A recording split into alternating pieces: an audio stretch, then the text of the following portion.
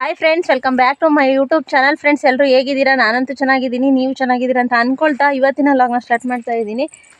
ಏನಪ್ಪ ಅಂತ ಅಂದರೆ, ಇವಾಗ ತಾನೇ ಸ್ನಾನ ಮಾಡ್ಕೊಂಡು ಬಂದೆ. ಸಾಂಬಾರು ಮಾಡೋಣ ಅಂತ ಅಂದ್ಬಿಟ್ಟು ಏನು ಮಾಡಿದೆ ಅಂದರೆ, ಮಸಾಲೆನ ರುಬ್ಬಿದೆ ಫ್ರೆಂಡ್ಸ್. ಕರೆಂಟ್ ಹೋಗುತ್ತೆ ರಾತ್ರಿ ಹೊತ್ತು ಅಂತ ಅಂದ್ಬಿಟ್ಟು ನಾನು ಏನು ಮಾಡಿದ್ದೆ ಅಂದರೆ, ಈಗ ಒಂದು 4 ದಿನದಲ್ಲಿ ಯಜಮಾನರು ನುಗ್ಗೆಕಾಯಿ ಕಿತ್ಕೊಟ್ಟಿದ್ರು. ಅದನ್ನು ಫ್ರಿಡ್ಜ್ ಒಳಗೆ ಇಟ್ಟಿರಲಿಲ್ಲ, ಹಾಗೇ ಏನು ಯಾರೋ ಹೇಳಿದ್ರು ಅಂತ ಅಂದ್ಬಿಟ್ಟು ನೀರೊಳಗೆ ಹಾಕಿಟ್ಟಿದ್ದೆ. ಇವಾಗ ನುಗ್ಗೆಕಾಯಿ ಪರಿಸ್ಥಿತಿ ಯಾವ ರೀತಿ ಆಗಿದೆ ಅಂತ ಅಂದರೆ, ತೆಗ್ಬಿಟ್ಟು ಆಚೆ ಹಾಕ್ತೆ. ಅದನ್ನು ಇಟ್ಕೊಂಡಾಗ ನನಗೆ ಕೈಯೆಲ್ಲ ಸ್ಮೆಲ್ ಬಂದುಬಿಡ್ತು. ತಡೀರಿ, ತೆಗ್ದಿಸ್ತೀನಿ, ಇಲ್ಲಿ ತೋರಿಸ್ತೀನಿ ಯಾವ ರೀತಿ ಆಗಿತ್ತಂತ ಅಂದ್ಬಿಟ್ಟು. ನೋಡಿ, ಇಲ್ಲಿ ತೆಗ್ದಿಸ್ತಿದ್ದೀನಿ ನೋಡಿ, ಫುಲ್ಲು ಕೊಳ್ದೋಗ್ಬಿಟ್ಟಿದೆ ನೀರೊಳಗೆ ಹಾಕಿ ಫ್ರೆಂಡ್ಸ್. ಏನು ಗೊತ್ತಾ, ಯಾವಾಗಲೂ ನಾನು ಫ್ರಿಡ್ಜ್ ಒಳಗೆ ಇಟ್ಟಿದ್ದೆ. ಯಾರೋ ಹೇಳಿದರು ನೀರೊಳಗೆ ಹಾಕಿಡು ಅಂತ ಅಂದ್ಬಿಟ್ಟು, ಅದಕ್ಕೆ ನೀರೊಳಗೆ ಹಾಕಿಟ್ಟಿದ್ದೆ. ನೋಡಿ, ಫುಲ್ ಎಲ್ಲ ಕೊಳ್ದೋಗ್ಬಿಟ್ಟಿದೆ. ತೆಗ್ದು ಈಚೆ ಎಸ್ತೆ ತಕ್ಷಣ ಕೈ ಅದು ಹೆಂಗೆ ಸ್ಮೆಲ್ ಬತ್ತಂತ ಅಂದ್ಬಿಟ್ರೆ ಅಷ್ಟು ಸ್ಮೆಲ್ ಬಂದುಬಿಡ್ತು. ತೆಗ್ದು ಆಚೆ ತಂದು ಎಸ್ತೆ. ಅದಕ್ಕೆ ಇವಾಗ ಮಸಾಲೆ ರುಬ್ಬಿಟ್ಬಿಟ್ಟಿದ್ದೀನಿ, ನುಗ್ಗೆಕಾಯಿ ಸಾಂಬಾರು ಮಾಡೋಣ ಅಂತ. ಅದಕ್ಕೆ ನುಗ್ಗೆಕಾಯಿ ನಾನೇ ಕೀಳೋಣ ಮರದಲ್ಲಿ ಅಂತ ಅಂದ್ಬಿಟ್ಟು ಬಂದಿದ್ದೀನಿ. ಬನ್ನಿ, ಇವಾಗ ನುಗ್ಗೆಕಾಯಿ ಒಂದು ಹಾಲಕ್ಕಾದರೂ ನುಗ್ಗೆಕಾಯಿ ಕಿತ್ಕೊಂಡು ಇವಾಗ ಸಾಂಬಾರು ಮಾಡಬೇಕು. ಬನ್ನಿ ಫ್ರೆಂಡ್ಸ್.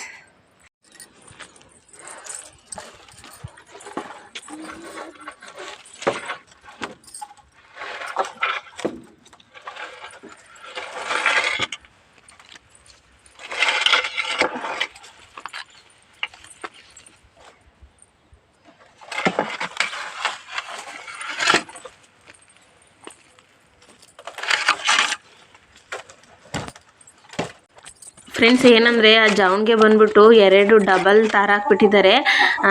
ಸೊಪ್ಪು ಎಟ್ಕೋದಿಲ್ಲ, ಅಡಿಗೆಲ್ಲ ಸೊಪ್ಪು ಚೆನ್ನಕ್ಕೆ ಅಂತ ಅಂದ್ಬಿಟ್ಟು. ಅದು ನನಗೆ ಎತ್ತೋದಕ್ಕೆ ಆಗ್ತಾ ಇರಲಿಲ್ಲ. ಅದಕ್ಕೆ ಇವಾಗ ಏನು ಮಾಡ್ತೀನಿ ಅಂತ ಅಂದರೆ, ಅದನ್ನು ತೆಗೆದು ಕೆಳಗಡೆ ಹಾಕೊಂಡ್ಬಿಟ್ಟು ಅದನ್ನ ಬಿಚ್ಚುತ್ತೀನಿ. 2 ಜಾವನ್ಗೆ ಕಟ್ಟಿದ್ದಾರೆ, ಅದನ್ನು ಒಂದು ಮಾಡ್ಕೊಳ್ತೀನಿ ಇವಾಗ.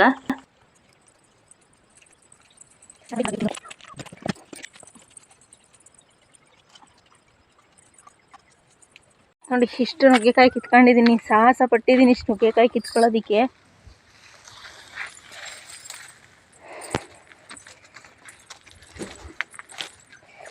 ಇವಾಗ ಹೋಗಿ ಸಾಂಬಾರಿಗೆ ಮಸಾಲೆ ಎಲ್ಲ ರುಬ್ಬಿಟ್ಟಿದ್ದೀನಿ.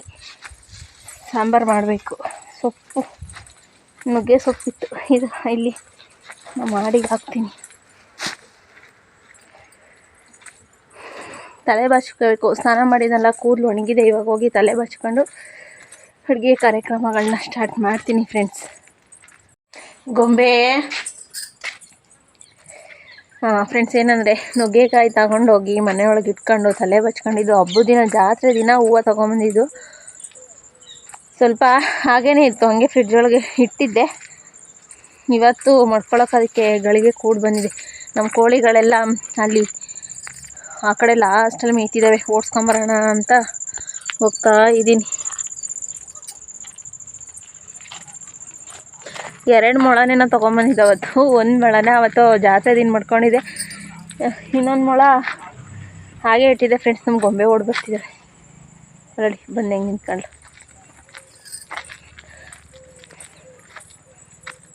ನಡಿ ಕೋಳಿ ಓಡಿಸ್ಕೊಂಡೋಗಿ ಸಾಂಬಾರ್ಗೆ ಹೆಂಗಿರೋ ಮಸಾಲೆ ರುಬ್ಬಿದ್ದೀನಿ. ಸಾಂಬಾರು ರೆಡಿ ಮಾಡಿ ಮುದ್ದೆ ಮಾಡೋಣ ಅಂದರೆ ರಾಗಿ ಇಟ್ಟಿಲ್ಲ.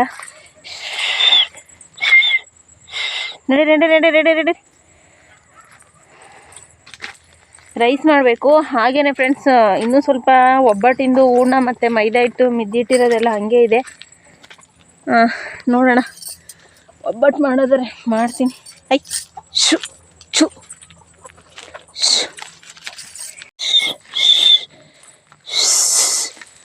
ಒಂದು ಕೋಳಿನ ಯಾವಾಗಲೂ ಏನೋ ಎಸ್ಕೇಪ್ ಮಾಡ್ಕೊಂಡೇ ಹೋಗಿದೆ ಫ್ರೆಂಡ್ಸ್. ನೋಡ್ಕೊಂಡೇ ಇಲ್ಲ ನಾವು. ಮೊನ್ನೆ ಆಸ್ಪತ್ರೆಗೆ ಅಂತ ಹೋಗಿದ್ದೋ, ಅವಾಗೇನಾದ್ರು ಓದ್ಕೊಂಡು ಹೋಯ್ತಾ ಏನೋ ಗೊತ್ತಿಲ್ಲ. ಇವಿಲಿಲ್ಲ ಅಷ್ಟೇ ಬರ್ತವೆ. ಶು ಶು ಶು ಆ ನುಗ್ಗೆಕಾಯಿ ಕೊಳ್ತಿರೋ ಸ್ಮೆಲ್ಲು, ಕೈದು ಸೋಪಾಗಿ ತೊಳೆದ್ರೂ ಇನ್ನೂ ಸ್ಮೆಲ್ ಹೋಗಿಲ್ಲ. ಮನೆಯವರು ಫ್ರಿಡ್ಜಲ್ಲೇ ಇಡ ಅಂತ ಹೇಳಿದರು. ನಾನು ಯಾರೋ ಹೇಳಿದರು ಅಂತ ಅಂದ್ಬಿಟ್ಟು ಅದನ್ನ ತಗೊಂಡೋಗಿ ನೀರೊಳಗೆ ಇಟ್ಟಿದ್ದೆ. ನೋಡಿ, ಎಷ್ಟು 4 ದಿನ ಇಟ್ಟಿದ್ದೆ ನೀರೊಳಗೆ. ಆ ಸ್ಮೆಲ್ಲು ಫುಲ್ಲೆಲ್ಲ ಇವತ್ತು ನೋಡಲಿಲ್ಲ ಅಂದರೆ ಫುಲ್ ಎಲ್ಲ ನೀರೊಳಗೆ ಅಲ್ಲೇ ಎಲ್ಲ ಬಿಟ್ಕೊಂಬಿಡೋದು. 3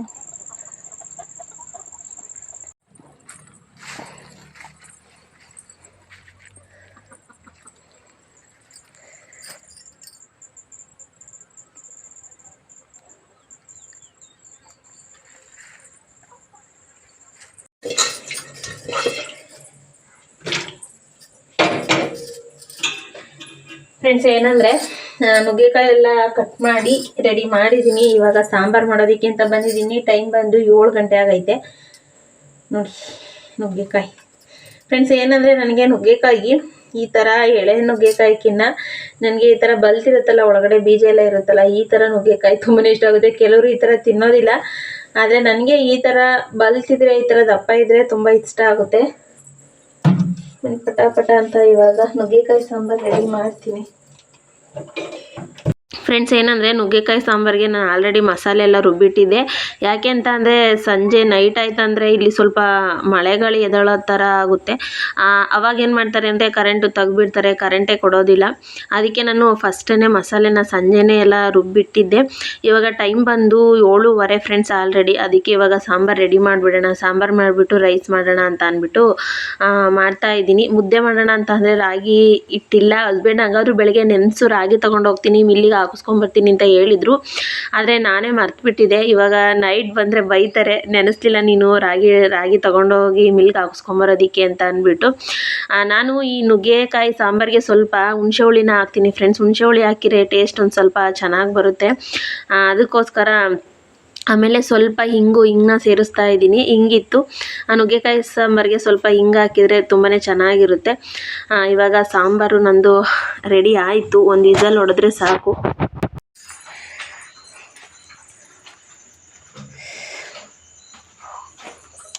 ಹುಂಜ ಅದೇ ಒಂದು ದಪ್ಪದು ಇಟ್ಕೊ ಹುಂಜನ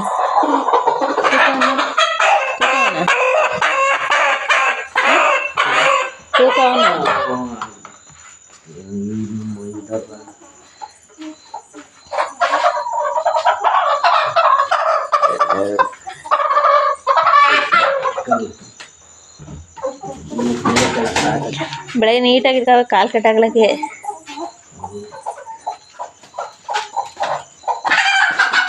ಅವಳು ಮೊಟ್ಟೆ ಇಕ್ತಿರಾಳು ಅನ್ಸುತ್ತೆ, ಅವಳು.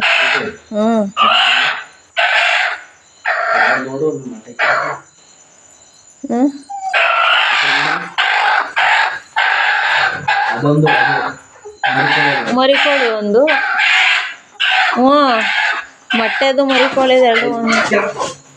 ಕೆಳಗಡೆ ಬಿಡ್ಕ, ಇಲ್ಲಾಂದ್ರೆ ಕೆಳಗಡೆ.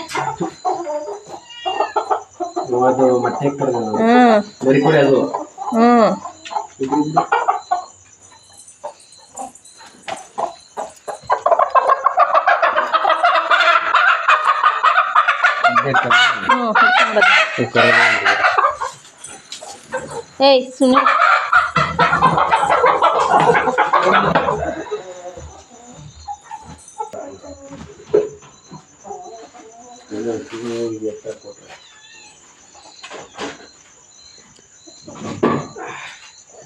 ಬೆಳಗಿಗೆ ಎದ್ದಾಗ ಪಂಜರದೊಳಗೆ ಹಾಕು, ಕಾಲು ಕಟ್ಟಾಕ್ಬಿಟ್ಟು.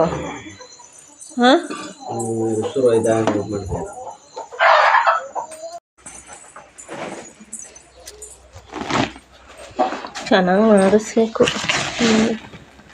ಈ ಸೊಸೈಟಿವ ಸೊಸೈಟಿ ಕೊಡ್ತಾರ 10 kg ಅವ, 10 kg ಅವ. ಮುದ್ದೆ ಮಾಡು ಅಂದ್ರೆ ಸಿಕ್ಕಿಲ್ಲ, ಏನ್ ಮಾಡೋಣ ಅಂತೀಯ? ಹಾಕ್ಕೊಂಬತ್ತೀನಿ ಮತ್ತೆ 3 ಮುದ್ದೆ ಮಾಡೋದು. ನಿಜ ತಿನ್ಬೇಕು. 3 ಮುದ್ದೆ ತಿನ್ಲಿಲ್ಲ ಅಂದ್ರೆ, ನನಗೇನ ಮಾಡಿದ್ದೀನಿ 3 ಮುದ್ದೆ ತಿನ್ಲಿಲ್ಲ ಅಂದ್ರೆ ನೀವು ಮಲ್ಕದೆಲ್ಲ ಪಕ್ಕಕ್ಕೆ ಇಟ್ಟಿರ್ಸಿ, ಎದ್ದಾಗೆಲ್ಲ ತಿನ್ಕೋಬೇಕು ನೀನು ಮುರ್ಕೊಂಡು. ಕಣಪ್ಪ, ಹಸಿಟ್ಟಿದ್ರೆ ಅಯ್ಯೋ ಮುದ್ದೆ ಯಾರು ಮಾಡ್ತಾರೆ ಅನ್ನಂಗೆ ಆಯ್ತದೆ ನೋಡಿ. ಹಸಿಟ್ಟಿಲ್ಲ ಅಂದರೆ ಮುದ್ದೆ ಮಾಡೋದ್ರೆ ಮುದ್ದೆ ಹಸಿಟ್ಟಿಲ್ಲ ಅಂತ ಹೇಳ್ತೀವಿ. ಹೆಂಗೆ ರಾಗಿ ಹಸಿಟ್ಟಿಲ್ಲ, ಮುದ್ದೆ ಮಾಡೋದು ಹಸಿಟ್ಟಿಲ್ಲ.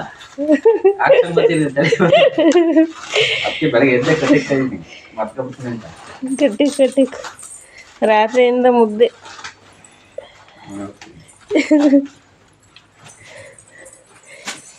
ರಾತ್ರಿಯಿಂದ ಮುದ್ದೆ.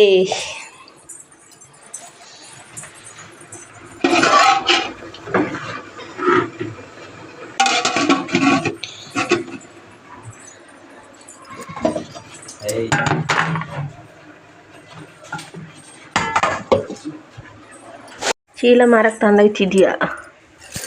ಚೀಲ ಯಾರು ತಗೋತಾರೆ? ಎಲ್ಲ ಕಟ್ಟಿರ್ತೀನಿ. ಇಲಿಗಳೆಲ್ಲ ಉತ್ತರಿಸಾಕಿವೆ. ಯಾಕಂದ್ರೆ ಇಲಿಗಳೆಲ್ಲ ನಮ್ಮನೇಲಿ ಇಲಿಗಳು ಜಾಸ್ತಿ ಆಗ್ಬಿಟ್ಟವೆ.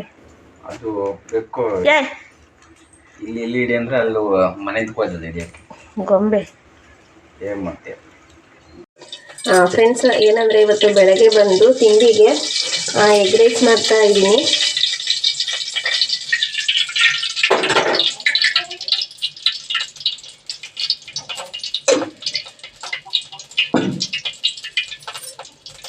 ತುಂಬ ದಿನ ಆಗಿತ್ತು ನಮ್ಮನೇಲಿ ನಾನ್ ವೆಜ್ ಮಾಡಿ. ಇವತ್ತು ನೋಡಿ ನಾಟಿ ಮೊಟ್ಟೆ ಹಾಕ್ಬಿಟ್ಟು ಎಗ್ ರೈಸ್ ಮಾಡ್ತಾ ಇದ್ದೀನಿ. 3 ನಾಟಿ ಮೊಟ್ಟೆ ತೊಗೊಂಡಿದ್ದೀನಿ.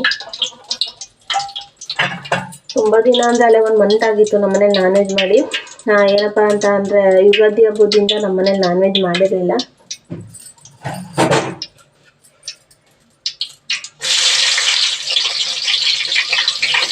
ಯುಗಾದಿ ಹಬ್ಬ ಆಗಿ ಆಲ್ರೆಡಿ 1 ಮಂತ್ ಆಗಿರಬೇಕು. 1 ತಿಂಗಳಿಗೆ ಇವತ್ತು ಎಗ್ ರೈಸ್ ಮಾಡ್ತಾ ಇದ್ದೀನಿ.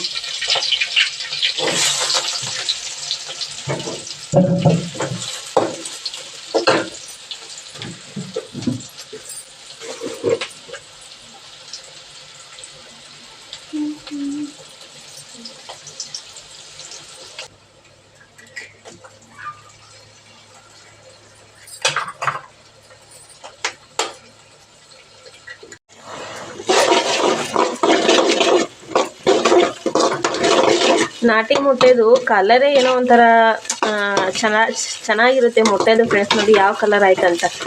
ಅದೇ ನಾವು ಮಾಮೂಲಿ ಅಂಗಡಿ ತರ್ತೀವಲ್ಲ ಅದು ಮೊಟ್ಟೆ ಬಂದು ವೈಟ್ ಕಲರ್ ಥರ ಬರುತ್ತೆ. ಇದು ನೋಡಿ ಯಾವ ಕಲರ್ ಬಂದಿದೆ ಅಂತ.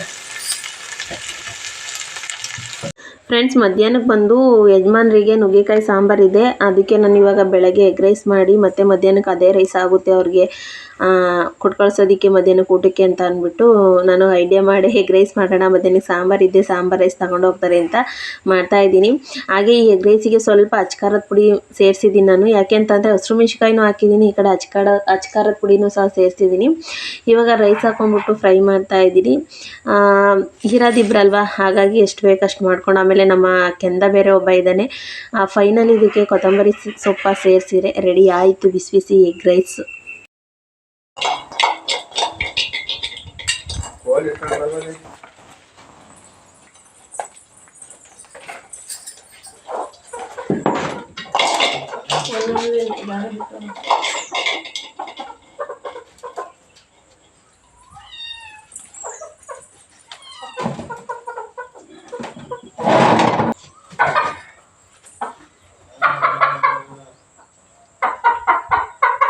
ಸಾಕೆ ಚೆನ್ನಾಗಿ ಮಾಡಿ.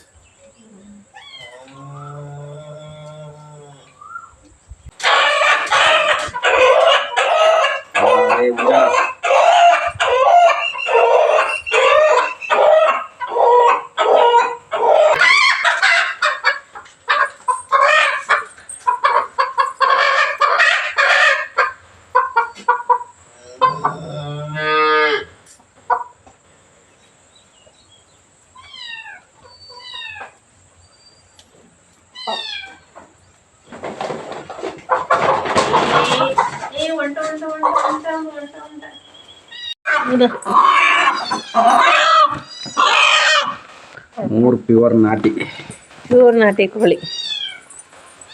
ತಿಂಗಳಿಗೆ ಒಂದು 3 ಕೋಳಿ ಮಾರಿದ್ರು KG 500 ರೂಪಾಯಿ. ಮನೆ ಹತ್ರ ಇಟ್ಕೊಂಡು ಎಷ್ಟು ಲಾಭ ಆದಾಯ ಮಾಡ್ಬೋದು ನೋಡಿ. ಗುಡ್ಲನಲ್ಲಿ ಓದ್ಕೊಂಡ್ರೆ ಹೋಯ್ತು. ಇರೋವಷ್ಟು ನಮಗೆ ತಿಂದಷ್ಟು ಅವಕ್ಕೆ ಮಿಕ್ಕಿದಷ್ಟು ನಮಗೆ. ಫ್ರೆಂಡ್ಸ್, ಹಾಗೆಯೇ ಯಜಮಾನ್ರು ಇವಾಗ ತಿಂಡಿ ತಿಂದು ಹೋದರು. ನಾನು ಬಂದು ನಾಟಿ ಮೊಟ್ಟೆ ಹಾಕಿ ಇವತ್ತು ಎಗ್ ರೈಸ್ ಮಾಡಿದ್ದೆ. ನಮ್ಮ ಮನೇಲಿ ಆಲ್ರೆಡಿ 1 ತಿಂಗಳಾಗಿತ್ತು ಫ್ರೆಂಡ್ಸ್ ನಾನ್ ವೆಜ್ ಮಾಡಿ. ಯುಗಾದಿ ಹಬ್ಬದಿಂದ ನಾನ್ ವೆಜ್ ಮಾಡಿರಲಿಲ್ಲ. ಯಾಕೆ ಅಂತ ಅಂದರೆ ಯುಗಾದಿ ಹಬ್ಬದಿಂದ ನಮ್ಮೂರಲ್ಲಿ ಕಂಬ ಬಂದು ಹಬ್ಬ ಸ್ಟಾರ್ಟ್ ಆಗಿತ್ತು. ಇವತ್ತು ಅದಕ್ಕೇ ಬೆಳಗ್ಗೆನೇ ಇವತ್ತು ಎಗ್ ರೈಸ್ ಮಾಡಿದೆ. ಮನೇಲಿ ನೀರಿಲ್ಲ, ನೀರು ಇಟ್ಕೋಬೇಕು. ಕರೆಂಟ್ ಬಂದಿದೆಯಾ ಅಂತ ನೋಡೋಣ ಅಂತ ಬಂದಿದ್ದೀನಿ. ಎಷ್ಟು ಗಂಟೆ ಕರೆಂಟ್ ಅಂತ ಗೊತ್ತಿಲ್ಲ. ಇವತ್ತು ಆಟೋ ಸ್ವಿಚ್ ಆನ್ ಮಾಡ್ಕೊಂಡು ಹೋಗಿರ್ತೀನಿ.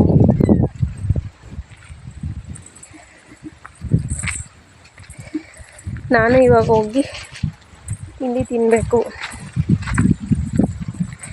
ಫ್ರೆಂಡ್ಸ್. ಹಾಗೆಯೇ ಇನ್ನೂ ಯಾರೆಲ್ಲ ನನ್ನ ಚಾನಲ್ಗೆ ಸಬ್ಸ್ಕ್ರೈಬ್ ಆಗ್ದಲೇ ನೋಡ್ತಾ ಇದ್ದೀರಾ, ದಯವಿಟ್ಟು ಸಬ್ಸ್ಕ್ರೈಬ್ ಮಾಡ್ಕೊಳ್ಳಿ. ವಿಡಿಯೋ ಇಷ್ಟ ಲೈಕ್ ಮಾಡಿ, ಹಾಗೆ ನಿಮ್ಮ ಫ್ರೆಂಡ್ಸು ಫ್ಯಾಮಿಲಿ ಮೆಂಬರ್ಸ್ಗೂ ಶೇರ್ ಮಾಡಿ, ದಯವಿಟ್ಟು ಸಪೋರ್ಟ್ ಮಾಡಿ. ಹಾಗೆ ವಿಡಿಯೋ ನೋಡ್ತಾ ಇರೋರು ಪ್ರತಿಯೊಬ್ಬರು ಸಹ ವಿಡಿಯೋನ ಹೈಪ್ ಮಾಡಿ ಫ್ರೆಂಡ್ಸ್.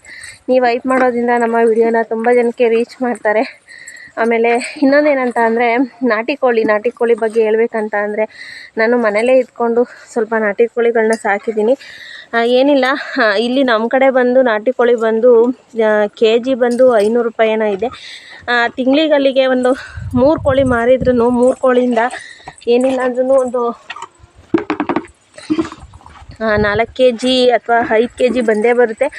ಹೋಗಲಿ ಒಂದು 3 ಕೋಳಿ ಹೋಗಲಿ, ನಾವು 4 ಕೋಳಿ ಮಾರ್ತು ಅಂದ್ರೂ ಒಂದು 4 ಕೋಳಿಯಿಂದ ಒಂದು 5 kg ಬತ್ತು ಅಂದ್ರೂ ಅಲ್ಲಿಗೆ ತಿಂಗಳಿಗೆ ಅಲ್ಲಿಗೆ KG 500 ಅಂತ ಅಂದರೆ 500, 1000, 1500, 2000, 2500 ರೂಪಾಯಿ. ತಿಂಗಳಿಗೆ 2500 ರೂಪಾಯಿ. ನಾಟಿ ಕೋಳಿಯಿಂದ ತುಂಬಾ ಆದಾಯ ಇದೆ ಫ್ರೆಂಡ್ಸ್. ಅಂದರೆ ನಾವೆಲ್ಲೂ ಹೊರಗಡೆ ಮೇಯ್ಸೋದಕ್ಕೆ ಹೋಗಲ್ಲ. ಅಂದರೆ ಮನೇಲಿ ತಿಂಡಿಗಳು ಹಾಕ್ತೀವಿ. ಏನಂತ ಅಂದರೆ ಜೋಳ ಮತ್ತು ರಾಗಿ, ಕಲ್ಮಣ್ ರಾಗಿ ಬರುತ್ತಲ್ಲ, ಅದನ್ನು ಮಿಲ್ಲಿಂದ ತೊಗೊಂಬಂದಿರ್ತೀವಿ. ರಾಗಿ ಮತ್ತು ಜೋಳ, ಆಮೇಲೆ ಅಕ್ಕಿ ನುಚ್ಚು, ಇವನ್ನ ಮಿಕ್ಸ್ ಮಾಡಿ ನಾವು ಹಾಕ್ತೀವಿ. ಮತ್ತು ನಮ್ಮ ತೋಟದಲ್ಲೇ ಮೇಯ್ತವೆ. ಹಾಗಾಗಿ ನಾವು ಅದಕ್ಕೆ ಹೆಚ್ಚಿನ ಬಂಡವಾಳ ಹಾಕೋದಿಲ್ಲ.